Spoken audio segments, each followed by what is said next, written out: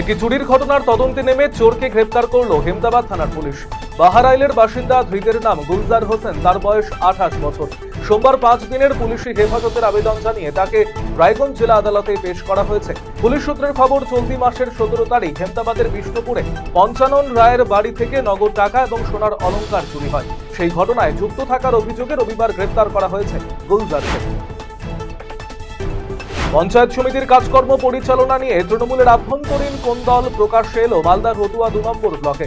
তৃণমূল পরিচালিত রতুয়া 2 নম্বর পঞ্চায়েত সমিতির সভাপতির বিরুদ্ধে একাধিক অভিযোগ তুলে সরব হলেন তৃণমূলেরই পঞ্চায়েত সমিতির একাধিক কর্মাধ্যক্ষ।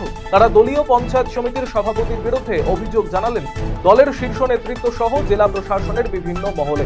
যদিও সমস্ত অভিযোগ ভিত্তিহীন বলে উড়িয়ে দিয়ে উল্টে অভিযোগকারীদের বিরুদ্ধে দুর্নীতির অভিযোগ তুলে সরব হয়েছেন তৃণমূল পরিচালিত রতুয়া 2 নম্বর পঞ্চায়েত সমিতির সভাপতি আমির উদ্দিন।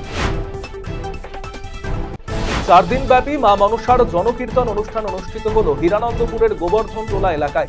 ভুতনি থানার অন্তর্গত কেদারটোলা যুব সংঘ ক্লাব অ্যান্ড লাইব্রেরির পরিচালনায় গত 4 দিন ব্যাপী নীল পুজো উপলক্ষে মা মনসা জনকীর্তন এবং মেলার শেষ হলো রবিবার জমজমাটভাবে।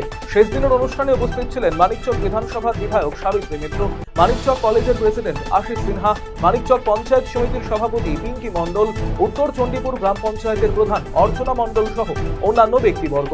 রীতিনীতি মেনে প্রত্যেক বছর গোবর্ধন টোলা এলাকায় এই জনকীর্তন অনুষ্ঠিত হয়ে আসছে। বিজেপি নেতাকে মারধর এবং বাইক ভাঙচুরের অভিযোগ উঠল তৃণমূলের বিরুদ্ধে। ঘটনাটি ঘটেছে মাথাভাঙা 1 নম্বর ব্লকের নয়ারহাট এলাকায়। যদিও অভিযোগ অস্বীকার করেছেন তৃণমূল নেতৃত্ব।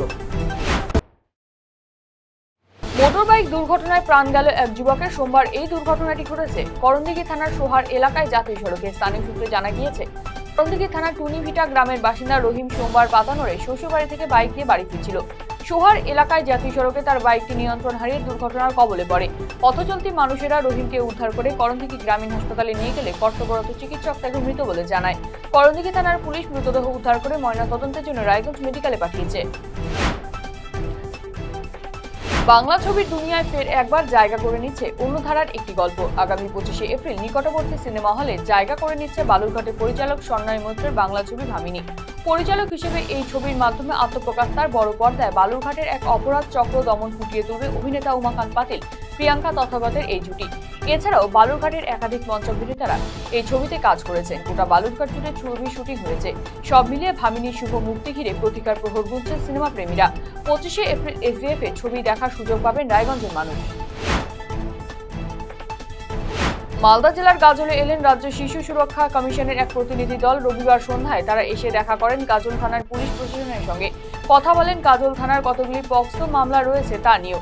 পাশাপাশি মালদার কালিয়াচকে বোমা ফেটে আহত 2 শিশুর বাড়িতেও যান প্রতিনিধি দলের সদস্যরা। রাজ্য শিশু সুরক্ষা কমিশনের এই প্রতিনিধি দলে রয়েছেন অনন্যা চক্রবর্তী, তুলিকা দাস সহ 3 জন।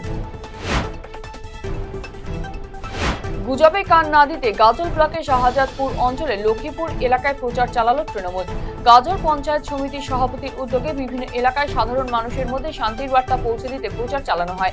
পঞ্চায়েত সমিতির সভাপতি মোজাম্মেল হোসেন বলেন, দেশে সাম্প্রদায়িক শক্তি মাথাচাড়া দিচ্ছে, তাই জনগণকে শান্তির বার্তা দিয়ে হিংসায় জড়িয়ে না পড়ার আবেদন করা হচ্ছে।